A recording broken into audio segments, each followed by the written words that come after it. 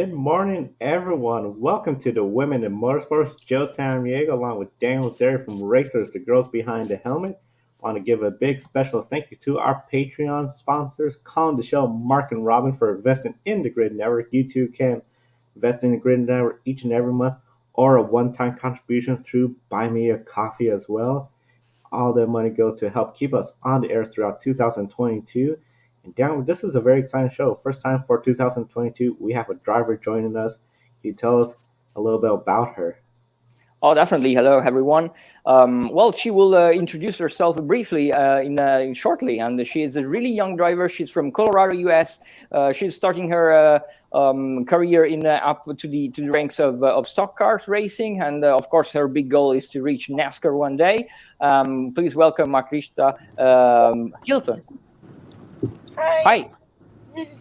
Nice to see you here. Also, as I mentioned, introduce yourself briefly to our followers and what kind of championship you did last year and what's the big goal. Okay. Hi. I'm Mahkrysta. I raced pure stocks at Colorado National Speedway. I'm 17 years old. This year, I will be racing a mod coupe in Cheyenne, Wyoming, and maybe the pure stock again, but I'm not decided on that one yet. I hear you. Now, gotta ask this question to you. When it comes to stock car racing, was this just something where Colorado, Wyoming, this is the dominant form of racing compared to some of the open wheels like the sprints midgets?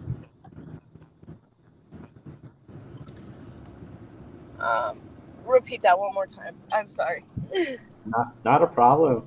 With entrance stock car racing, was this something where stock car racing is more predominant in Colorado, Wyoming, compared to sprint midgets, where we see some of the IndyCar drivers come from in the United States?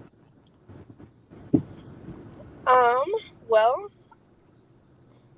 out there in those other states, that's a very popular division. But you come out here and you will find stock car races anywhere and everywhere. They're not as expensive. Um, and there's not many tracks that actually have them as a division anymore. They're more of like a touring group. So they travel a lot, whereas us stock cars, we kind of just stay in our area. We kind of just race our people locally. Well, of course, you're very young, but you won quite a lot of races. You told me last time. I think you're also coming from a racing background in your family. So talk maybe a little bit more how your passion for the sport started. Well, it all kind of started when I was young. My dad raced his whole life. He grew up just finding and building cars that he thought, hey, this would make a cool race car. My uncles did it. My grandparents did it. So it's always kind of just been there. And then one year we had Bandoleros come out and become a division. And I was like, oh, that's super cool. I could be a female in that division since it's new. And so that's kind of where it all started. And as I continued doing it, I kind of grew to the sport of racing, and it just kind of became one with me that I love. Obviously, you are also probably one of the youngest in those divisions, and probably one of the very few female drivers in the racing scene over there. So, how do you feel about that? Do you feel proud about that achievements and how would you think it's your progression? How would you rate your progression so far?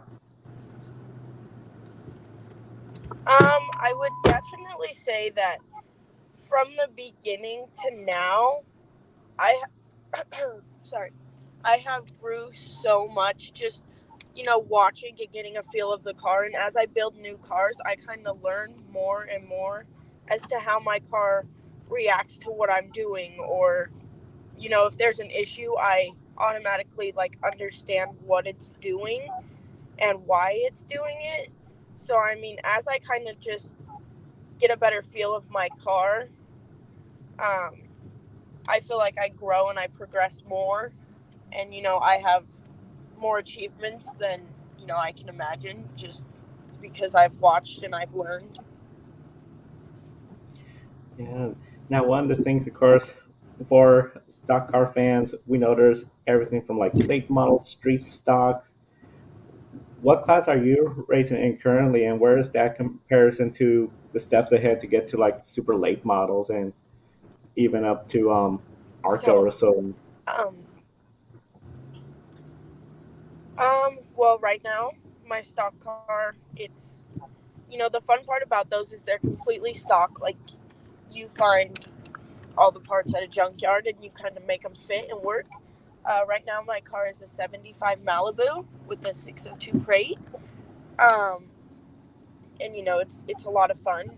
It's something you can beat and bang, and, parts are easy accessible, and it's just a lot of fun to be in. Compared to a super late model and whatnot, um, I've hot lapped one. I did pretty good. I have a pro truck at home that I haven't started working on yet because the coupe kind of has my attention this season. Um, but I don't know. I haven't jumped into my big car yet. I'm not sure why. I think it's because money. It requires a lot of time and money, and I work a lot, so I will soon, though. I'll get started on it. I hear you, and you bring up money because sponsorship is always a challenge, professional Yeah. level. A lot of times people think of short tracks where, oh, you can find like the local diner, the garage to sponsor you, but still, how big of a challenge is it just in general with everything going on to find sponsorship? Um, Honestly, finding a sponsorship is pretty tricky. I have friends and family that sponsor me, but it's also something that they enjoy, and so I can always count on them. But finding like a local diner or somebody who actually, likes the sport and wants to be a part of a female team, um, it's tricky. It comes with a lot, because when you ask for sponsors, you're kind of asking for a lot from them, and sometimes people struggle, and so a lot of people are like, no, I can't do that because sometimes I'm struggling, and so if you're counting on me to do something for you, then that puts a lot of pressure on people. And you bring up a great point, especially with everything going on, economies, businesses sometimes may not be have the assurance to put up the funds to do a sponsorship. And when it comes to the total number of races, how many races are you doing a season? And you mentioned you travel around. How many in Colorado? How many over in Wyoming? um Colorado, I'm not 100% sure. It starts in April, and I race bi-weekly, so I race every 2 weeks, all the way up until, I want to say it ends in October. And then I have a 300 lap enduro race in November, in which me and my family hold, and I just kind of participate in. And then in Cheyenne, this year I have 6 races, and I'm running for the 75th annual Rookie of the Year in my coupe. A lot of history. 75th, trying to That's a bring you the lot. 75th. When it comes to motorsports, as I know you mentioned earlier, like the midget, that's more of a touring group. We always talk about the Southeast when it comes to the United States, NASCAR, Hickory, the big racetracks there. We don't really talk a whole lot about the Colorado, Wyoming scene. Overall, do you feel that is just something where there's a lot of talent that just isn't recognized because of everyone in the Southeast? And is that a potential move in the future for you to race short tracks in the Southeast? There is a lot of talented drivers out here, I believe, but I don't feel like we have enough, NASCAR representatives or big NASCAR sponsors that come out and actually watch and try to pick people and help people.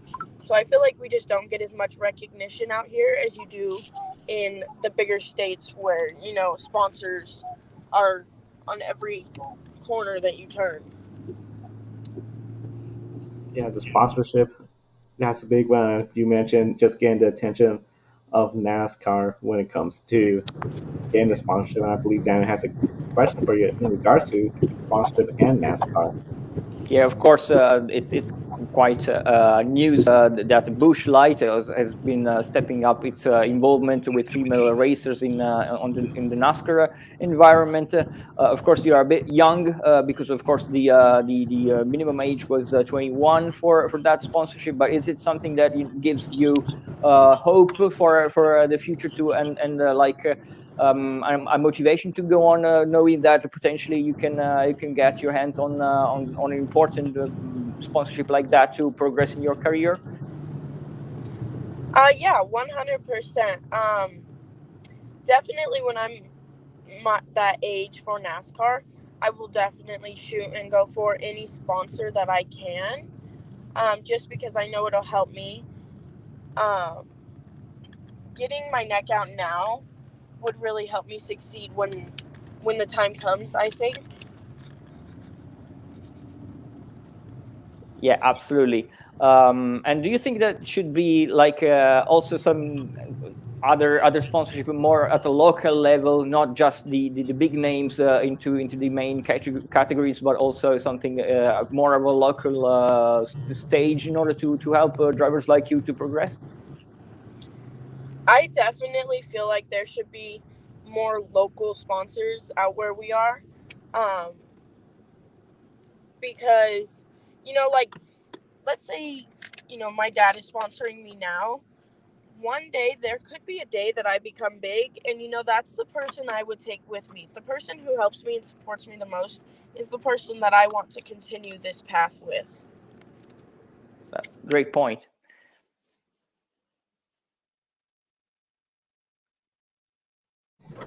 Definitely a great point, and definitely want to thank you for your time. We know you got to get going, but once again, just thank you for the time to be on the show today and keep in touch with us throughout your racing season right here. Alrighty, guys. See, Right. and Thank you. we'll definitely catch up with you in the near future so that we can plan some more content with you. And I hope you have a great day today. You guys too. Thank you.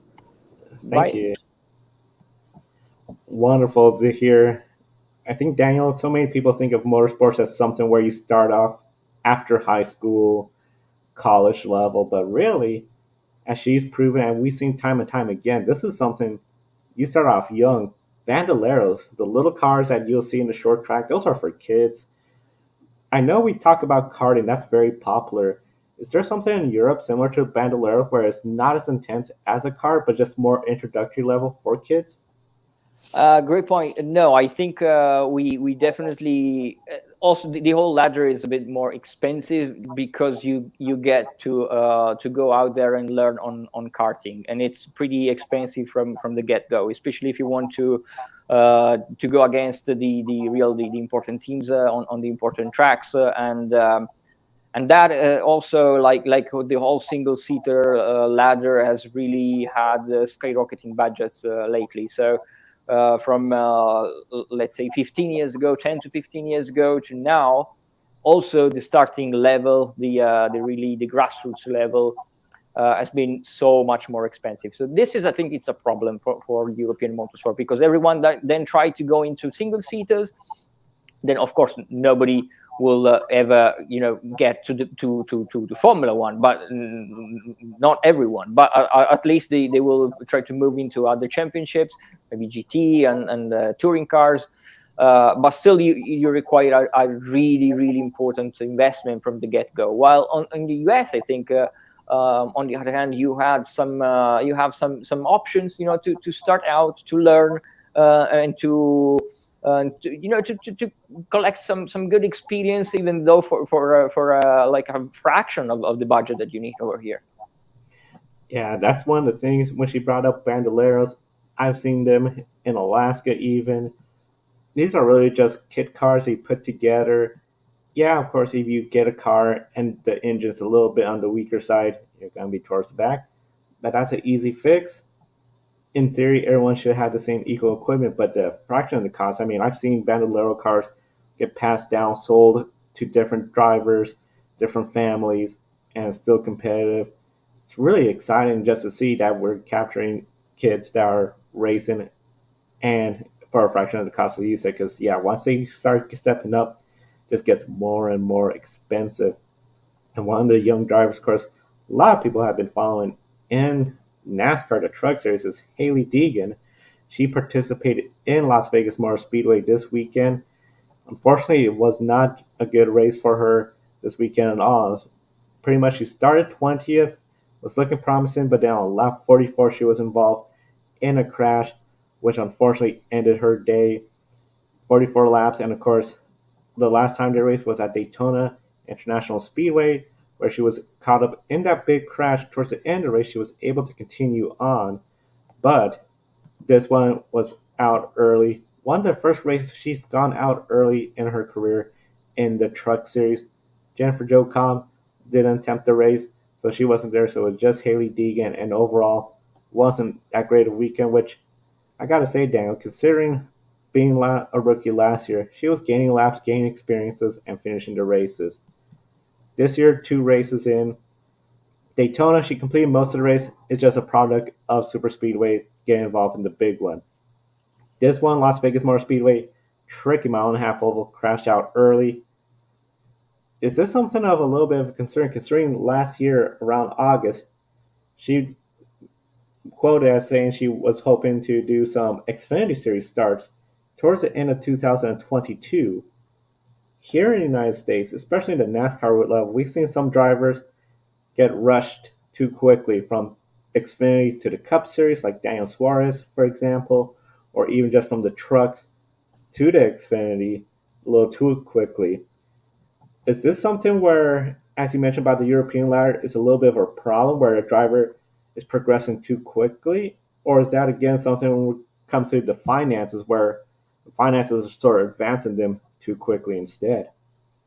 Yeah, that's a really interesting question. I think it's a little bit both. I mean, here there's been a trend since Max Verstappen made to Formula One at 17. I think that it really was not the rule, but it has become like a trend. You know, with younger and younger, you try to move up the categories earlier and earlier, even though the driver maybe is not fully ready yet to move up. Might require some more experience, or maybe they had a difficult season, and if another season would be more beneficial for them.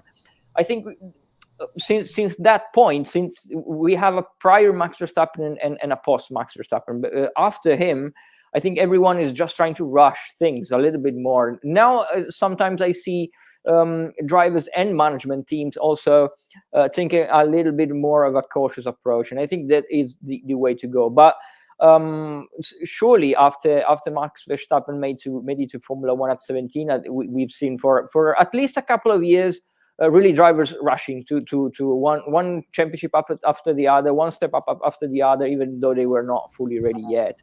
Of course, there is also the budget thing involved, as you mentioned. If they do have the budget, why not to try to also do maybe 2 championships at a time, double programs, try to have a main program and then doing some races here and there in another categories, just to try to pick up some experience. That makes sense if you do have the budget, and if if you can afford to have a few unlucky races and to have a few to take it slower. But I think it's a bit of both. Yeah. I have to agree. It seems like a little bit of both. And as you brought up, great point with Max Verstappen. Once he got up there to Formula One so quickly, I think that really set the bar where now everybody feels they got to get to F1 that early. And we are seeing a trend of younger and younger drivers moving up, which is really interesting because a few years ago, Tony Stewart had mentioned a comment about drivers feeling entitled where he had to race his way in. So it's really interesting seeing this change, and we do got a couple of comments in the channel from Ben Schneider, who hosts Grid Encore each and every Monday.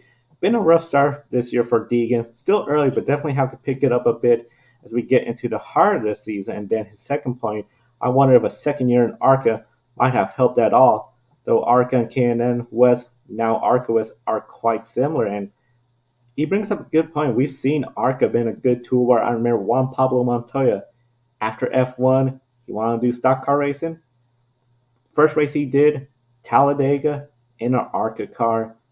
I think that is definitely something where if we saw Hailie Deegan, maybe especially the super speedways, do that ARCA race at Talladega, where you can go there, get some extra laps before you get into the Truck Series race, and especially in the Xfinity race.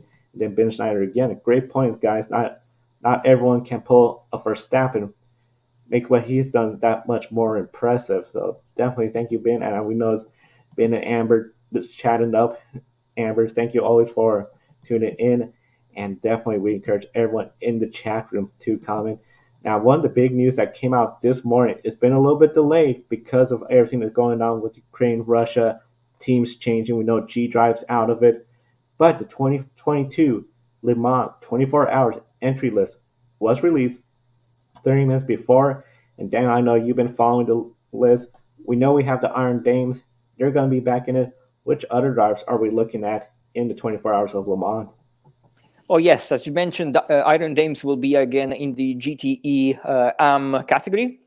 The same team basically doing all the championships. They're doing ELMS, WEC, and also the GT World Challenge Europe this year. So a pretty busy season for them. I was in Barcelona last week for the W Series test, and they were also there because just the day before and the day after W Series they were running in the private tests at Barcelona. So I had a couple of occasions to have a chat with Rahel Fry and Michel Gatting and Sarah Bovey. And they will be doing Le Mans again. So awesome to see them again in Le Mans. It's going to be their third year in the 24-hour of Le Mans. Sarah Bovey is going to be actually her second time at a prestigious endurance race. Before they always had top 10 finishes in class. So this is also something that we'll probably try to get into the top 5 for the first time. Rahel Fry, always the team captain in that team. She's really experienced, really knows how to put a program like that together. And also as well, Michelle, she's really fast driver, and Sarah for the first time last year did amazing. We had her on the show just a week after the 24-hour of Le Mans, I think. But they will not be the only female entries in this year's 24-hour of Le Mans. We also have a driver in the two drivers in the prototype class, in the LMP2 class, which is the most crowded class so far. 5 hypercars and I think 27 or 29 LMP2 cars.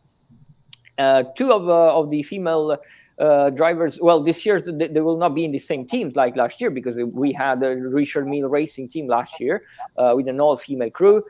This time the Richard Mille Racing has moved away from an all-female entry, which is kind of sad, but of course they're still providing some great help for and support for female racers across all series. Also karting, they have a great program in karting helping female drivers.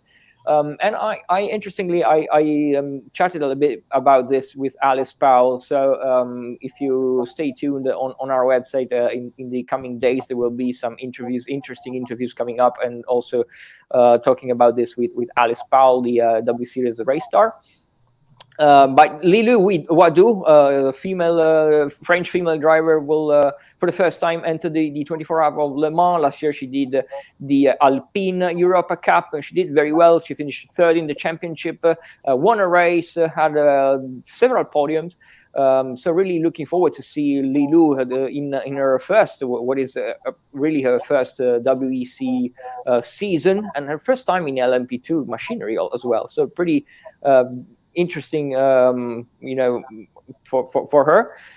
And also we will have Sophia Flörsch. Sophia Flörsch raced in the last 2 editions of the 24-hour Le Mans. She was with Richard Mille in 2020, when the first time ever in endurance she did a P9 in class. Last year, she was really unfortunate, had an accident in the early stages of the race. She was taken out during in an accident when the rain had started to go down, and she was tagged and spun around and then crashed into after, I think it was like 4 or 5 hours into the race. She will go again. Of course, she was scheduled to do the race with G-Drive. As you mentioned, Joe, G-Drive will not be taking part in the WEC this year, of course, for the problems that we know are affecting the Russian teams. Amber asks if she has a new team. That's interesting because, of course, the team is kind of the same, because the team was named G-Drive and was running under the banner of G-Drive, but the team was managed managed by Algarve Pro Racing, which is a Portuguese team, very experienced. They were racing also in the European Le Mans Series, and so from what we know, Sofia will race under the Algarve Pro Racing banner. It's not official yet if their program in the European Le Mans Series, because of also some drivers have changed. So we still have to understand the other drivers that will make up the team. But they are in the entry list of Le Mans that just came out. So Sofia will definitely do the 24-hour Le Mans under the banner of Algarve Pro Racing. So this is encouraging for her, and hopefully she will also be in the full European Le Mans Series campaign with the same team. Yeah, definitely we're hoping to see her full-time in European Le Mans Series.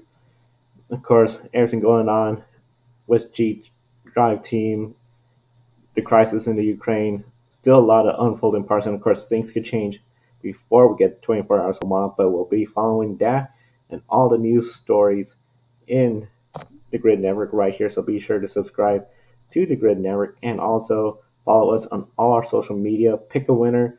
Picks are going to be coming out today for the NASCAR Cup Series race at Las Vegas Motor Speedway, and we encourage everyone to invest in the Grid Network. You can buy me a coffee or join our Patreon. Patreon is our monthly subscription. That's what Colin, Deshelle, Mark, and Robin have been doing. And of course, the Buy Me Coffee is a one-time contribution to the Grid Network. And use the referral code GRIDnet to get $5 in stock from public.com, the stock market social media homepage. There you can learn tools investing in companies, even crypto as well. A lot going on, and we got a busy weekend of racing up ahead. And of course, as we go off the air down, I gotta say, it's gonna get a little bit busier. We have ARC in the next couple of weeks as well too. We know Tony, Bridget, they're all gonna be back, so a lot going on. And I think it's going to be just really exciting as we pick up more and more racing throughout 2022. For Dan Zera, Racers to Girls Behind the Helmet, I'm Joe Samaniego. Thank you for watching today's program. We'll see you next time. Don't be an anonymous investor. Join the stock market social media platform, public.com. Invest any amount of money and share with friends and new friends. Discover new opportunities, such as new companies and potential business partners, and useful tools for beginners, and share your experience with friends on public.com. Link in the video description gets you $5 for being a Grid Network viewer. Use the referral code GRIDnet for your free $5 to invest. Start investing and networking on public.com.